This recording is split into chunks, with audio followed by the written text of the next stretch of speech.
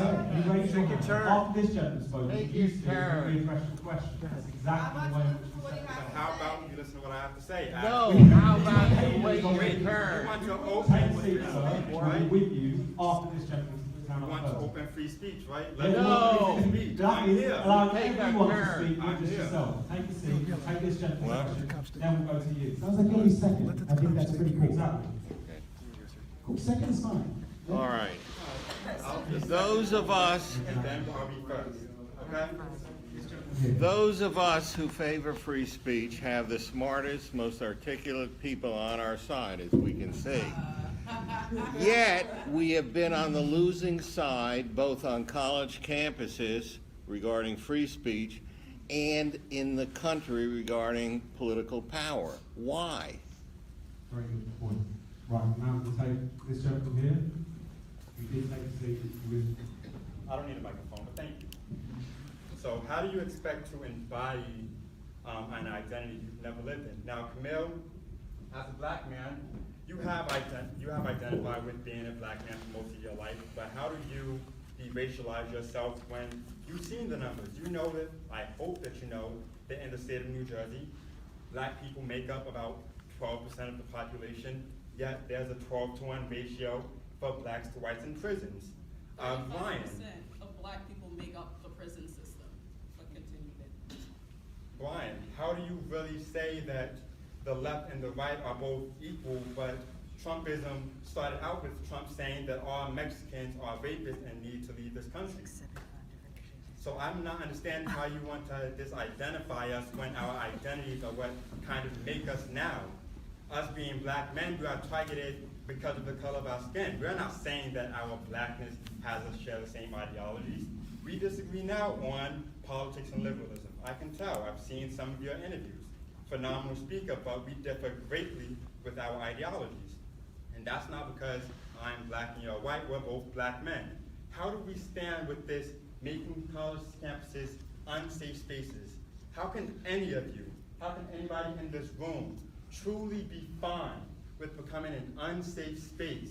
The notion of unsafe should not enter anybody's mind. Thank you very much. Again, you are At this good, point, right? at this point, At this point, I'm going to continue, but thank you. No, but actually, you're not running this meeting, so I'm going to take But some I'm here questions. Who else to wants make to free speak? speech. I would love I've to written, speak. I don't, we'll have one over here, yes. All Exactly right. how this is working. Can we get a So- microphone to this, please? My comment is based off of, no, it's fine, thank you. I won't shut you down, thanks. Yeah, I don't need it. I think I'm loud. So you talked about like identity movements and, okay, so then like America is based off, like it's built off the backbone of slaves, correct? Like this country is the entire, like everyone has their own identity. The fact that we have Columbus Day is because other white people felt the need to have their own identity. The reason that people are so mad at alternative, like affirmative actions, because white people see, like, example, let's say the Kennedys, right? More white women benefit from affirmative action than black women, than any black people in this entire country. But a black child who has the same grade, GPA, SAT scores as another white child will then be looked at if he gets picked into a school and they'll say it's affirmative action. But no one says anything about the 60% of students that have a guaranteed spot to go to that school because their parents went there. It's like everyone has their own identity.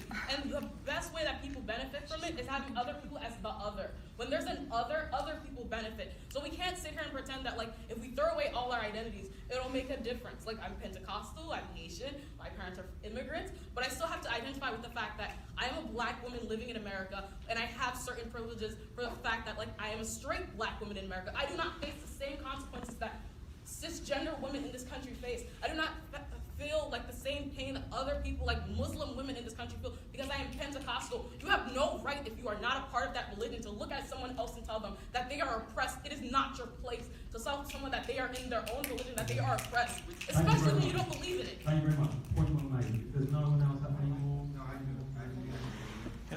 Got a hand back there. So let's bring it, we've got quite, there's one there, just one.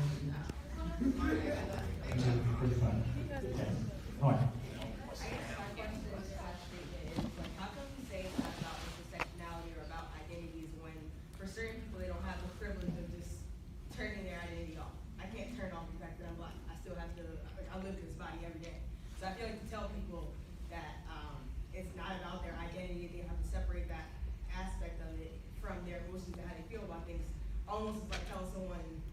to ignore their life experiences, because ultimately that's what they're experiencing every single day in that body, in that color of skin, in that gender, in that sexuality, hue. Regardless, actually not necessarily every identity is visible, but in terms of people who have visible identity, it's very hard to tell them or expect them to erase that identity or separate that from the way that they view certain politics or experiences, because honestly, like, that's like telling someone that they didn't experience what they experienced. Like, I experienced racism today, and it was based strictly on my race. Like, I can't sit tomorrow and say, oh, okay, well, racism is a problem, but like I'm saying it's not because I'm black. Like, I don't know, I just feel like it's very hard to separate identity from politics when people are forcibly within their identities. Thank you very much. Well, I'm going to come back out, guys, because right now I've got plenty to bring back on panels. Just one very quick It's very challenging to have a conversation like this. There's a lot of threads that have been opened, and I'll try to be both succinct and sort of broadly responsive to the things that have been raised here. I think one of the fundamental challenges that we have in this country is that while we all agree on the value of free speech in a very metaphysical sense, we talk about it in the same high-sounding language. We don't mean the same thing when we talk about free speech. I don't know that most of us really have an appreciation for what speech protections are for, what they ought to be accomplishing. The notion that, for example, hate speech is not free speech is wrong. Hate speech is, in fact, protected speech. In fact, hate speech, legally speaking, is not a thing in the United States of America. It's not a category of thing. It is, in fact, incredibly difficult to get people to agree on what hate speech is. And I think this is an important distinction to make, because for so many years in this country, and I'm pointing to the 1960s in particular, speech protections were used by minority groups who were fighting for civil rights, and it was essential for them to be able to secure those rights in order to advocate. The reason why Martin Luther King, for example, wrote his letter from a Birmingham jail, is because he was imprisoned for effectively violating the speech codes, handing out flyers in the wrong spot, all of these various things. I think this is something that we don't necessarily understand. Black Lives Matter. This is interesting. Let's give them a second. Has anyone disagreed with that? Has anyone disagreed with that principle? Have you ever gone someplace and had someone scream Black Lives Matter and had someone respond that that's not true? Yes, quite a few times. Yeah. They said that's not true? Yes. Well, guess what? None of those. Nobody here. None of those. Well, hold on a second. No. No one. Check this out. Check this out. Can I finish? Yeah, like for real. My. I am with everyone trying to respect freedom of speech. There are some people here. This is an opportunity for us to really educate ourselves on what's going on in reality. And I'm going to let the panelists speak, but after the panelists speak, there is something that I need to say, because when we talk about identity, we need to understand that this country was formed off of creating whiteness and separating blackness. So we can't separate. No. We cannot separate our identity. This isn't the. This is what's going to happen. Camille's going to finish his point. We're going to go down the panel. We're going to come then we're coming back out. We're going to come back. History. I look at the news to say how people are dying. I don't need statistics. Do facts matter? Do facts matter? Do facts matter?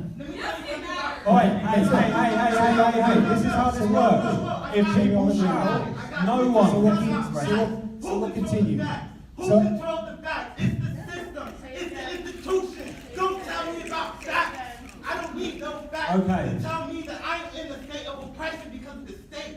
And I don't need no Republican or no Democrat to help me for my freedom. Because if it was Hillary Clinton in office, mass amounts of incarceration will happen. It is capitalism. Why our people that's a whole other topic. Now, how about this at this point? We let Camille finish his point, we go down the panel, and then we come back out. The more you shout, the less everyone in this room has an opportunity to make their point and to listen to everyone else. That's fine. It's not true. I like what he's saying. I like what he was saying. If he put his hand up.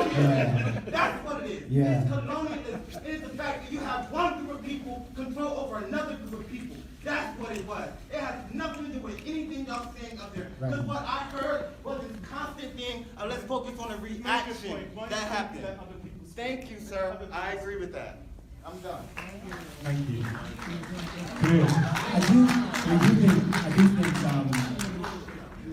you know, I wonder about the specific point that I've made that one might dispute, like with respect to the data on police shootings, for example. And I wonder about that because it seems odd to me for one to invest themselves in a concept that they agree has been contrived and invented, right? Like, I suspect most of the people here would not be particularly excited if Richard Spencer was to walk into the room. And you might not really want him to come here and talk, because were he to talk about race, he would talk about the fact that it's a source of pride, the fact that he believes it's a source of power, the fact that he believes that his race is beautiful. The fact that one can make those claims about whiteness and one can immediately recognize just how retrograde and backwards it is to talk about race in that way. And that one can make the same claims about some other race and not recognize how retrograde those ideas are. What's retrograde isn't the embrace of whiteness, it's the embrace of race. I care about the things that you care about. There is not a person in this room that thinks people should be dying unnecessarily. I care about mass incarceration. I think it's deeply problematic. But I also know that if the United States of America were to release every brown and black person from prison today, federal and state, can I finish my point? Can I finish my point? We're not even one panelist down yet. We're going to go. Friday, if they were to release them all, the United States would still be, and I've made this point in a room full of conservative leaders, making it important for them to get it, that if they were all be released from jail, the United States would still be 5th or 6th in the world in terms of its rate of incarceration. That's problematic. If we want to fix this problem, talking about it narrowly in terms of race is not going to help us get to solutions. We've been doing that for 3 or 4 years now, while Black Lives Matter has been very active since Ferguson. Talk to me about the federal reforms that have been achieved. There aren't any. That's problematic. I want to fix these problems too. My concern is that disrupting conversations like this makes it harder for us